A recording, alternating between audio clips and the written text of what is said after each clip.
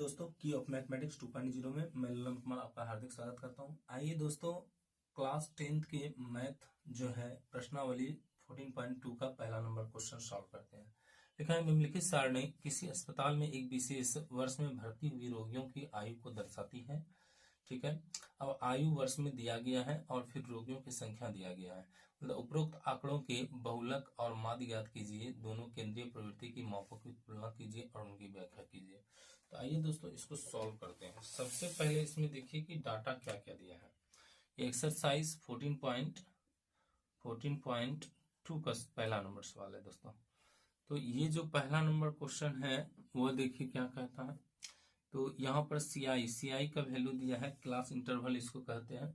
ये क्या है, 5 से 15 है दोस्तों, फिर 15 से 25, फिर 25 से कितना है, तो 25 से हो गया 35, फिर 35 से 45, 45 से 55 और 55 से 65, इतना दिया है दोस्तों। अब देखिए फ्रीक्वेंसी का वैल्यू दिया गया है एफ आई का, ये वैल्यू है 6, 11, 21, 23, 14 और 5 दिया गया है। ठीक है, आइए तो इसको सॉल्व करते हैं। पहले हमको क्या निकालना है, बहुलक निकालना है दोस्तों। सबसे पहले क्या निकालना है, बहुलक निकालना है। तो बहुलक निकालने के लिए हम क्या कर सकते हैं वो देखिए दोस्तों। बहुलक हम कैसे निकालेंगे इसका, ये देखिए दोस्तों।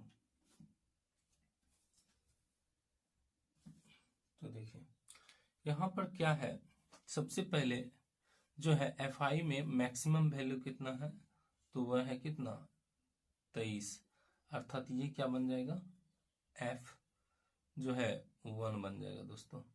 उसी तरह इससे पहले वाला जो वैल्यू आएगा वह बन जाएगा क्या, F0, और जस्ट F1 के बाद जो वैल्यू आएगा वह बन जाएगा F2 दोस्तों। अब इसी मैक्सिमम बारंबारता के सामने जो भी वर्ग अंतराल है, यह वर्ग अंतराल का जो निम्न सीमा है वो L बनता है। तो यहाँ पर क्या है, अधिकतम बारंबारता, अधिकतम बारंबारता क्या वैल्यू है दोस्तों, तो अधिकतम बारंबारता आपको मिला है कितना 23। ठीक है, तो वर्ग अंतराल इसी का क्या हो जाएगा, वर्ग अंतराल हो जाएगा जो है 35 से 45। ठीक है, अब देखिए यहाँ पर क्या है, F1 का वैल्यू डिसाइड कर दीजिए। जो भी F1 में जो भी FI में मैक्सिमम वैल्यू होता है वही उसका क्या होता है F1, और उसके पहले जस्ट पहले वाला वैल्यू कहलाता है F0, F1 के जस्ट बाद वाला कहलाता है F2। तो यहाँ पर देखिए F1 का वैल्यू हो गया 23, F0 का जो वैल्यू है दोस्तों वो हो गया 21, F2 का जो वैल्यू है वो हो गया कितना 14। अब यहाँ पर देखिए H का, यहाँ पर जो है L चाहिए, तो ये जो वर्ग अंतराल है इसका जो निम्न सीमा है यही इसका क्या कहलाता है L, अर्थात हो जाएगा 23। उसी तरह H देखिए, तो 45 में अगर हम 35 को माइनस करेंगे तो क्या मिल जाएगा दोस्तों, ये मिल जाएगा H। अब चलिए बहुलक का जो फार्मूला होता है उसको लगाइए आप। बहुलक, तो बहुलक बराबर फार्मूला होता है L plus F1 minus F0 बटे हो जाता है 2F1 और माइनस F0 और माइनस हो जाता है F2 इंटू क्या होता है H। अब इस पे सारा वैल्यू पुट कीजिए। तो यहाँ पर L का वैल्यू कितना है, L का वैल्यू यहाँ पर, सॉरी दोस्तों यहाँ 23 नहीं बल्कि 35 है। L का वैल्यू कितना है, तो L का वैल्यू हो जाएगा आपका जाकर 35। ठीक है, और देखिए F1 का वैल्यू कितना है 23, F0 का वैल्यू कितना है 21, उसी तरह F1 का वैल्यू हो गया 23, F0 का वैल्यू हो गया 21 और F2 का जो वैल्यू है वो है 14। अब मल्टीप्लाई किससे हो रहा है दोस्तों, तो देखिए H का वैल्यू हो गया है 10। ठीक है, ये 10 से मल्टीप्लाई हो गया। नेक्स्ट देखिए अगले पर क्या होगा, ये 35 अब प्लस ये दोनों घटेगा तो 2 बच जाएगा। यहाँ देखिए 23 गुना जो है 2 करेंगे तो 46 मिलेगा, और ये दोनों जुड़ेगा तो कितना हो जाएगा, तो ये हो जाएगा 35। मल्टीप्लाई करना है 10 से। अब ये हो गया 35 प्लस ये देखिए 2 गुना 10 तो 20 हो जाएगा, और ये दोनों घटेगा तो कितना हो जाएगा 11। अब ये हो गया 35 प्लस, इसको इससे डिवाइड कीजिए तो देखिए एक बार में 11 1 और फिर बचता है कितना, तो 9 बचता है, तो 90 8 बार में 88 खिला सकते हैं। तो वैल्यू जो आ रहा है हमारा वो आ रहा है कितना, तो ये आ रहा है 36.8। ठीक है दोस्तों, यह इसका बहुलक है दोस्तों। इसी क्वेश्चन में एक और बात लिखा हुआ है जिसमें कहा जा रहा है कि आप इसका माद निकालिए। आइए अब हम इसका माद निकालते हैं कि माद किस तरह से निकाला जा सकता है। ठीक है दोस्तों, तो आइए इसका माद हम सब निकालते हैं।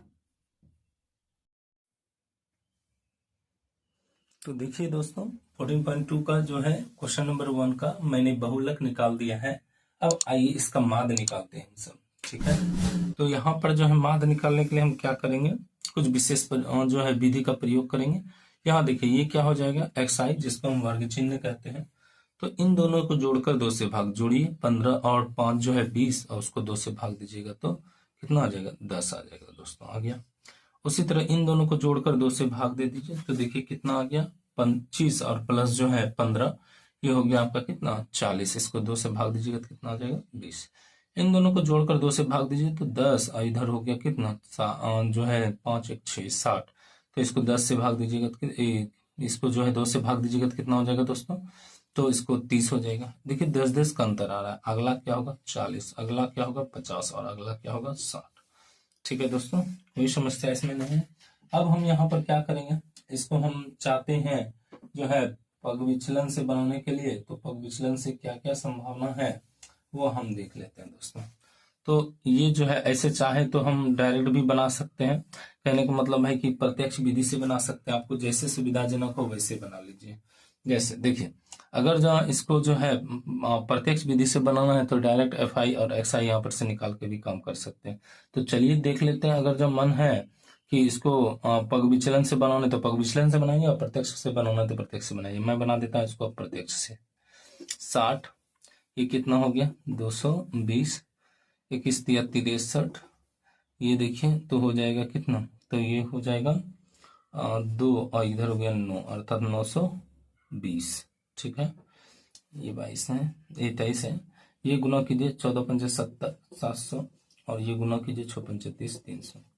अब क्या करते हैं, सिग्मा FI XI निकाल लेते हैं और सिग्मा FI निकाल लेते हैं। देखिए इसको जोड़ने पर आपको क्या मिलता है, तो ये टोटल जो है जोड़ ही लेते हैं, क्या क्या है, तो 6 और जो है 11 17 और जो है इधर से 23 पहले जोड़िए दोस्तों, तो 20 20 40 हो गया, 40 इधर से हो गया कितना 20, इससे जोड़ 21 जोड़ते हैं 40 61 और इधर से जोड़ लेते हैं कितना 14, तो हो गया 61 और 14 हो गया जाकर कितना, तो ये हो गया 61 61 और 14 ये हो गया 75 और प्लस 5 80 हो गया। तो सिग्मा FI का वैल्यू आ गया 80।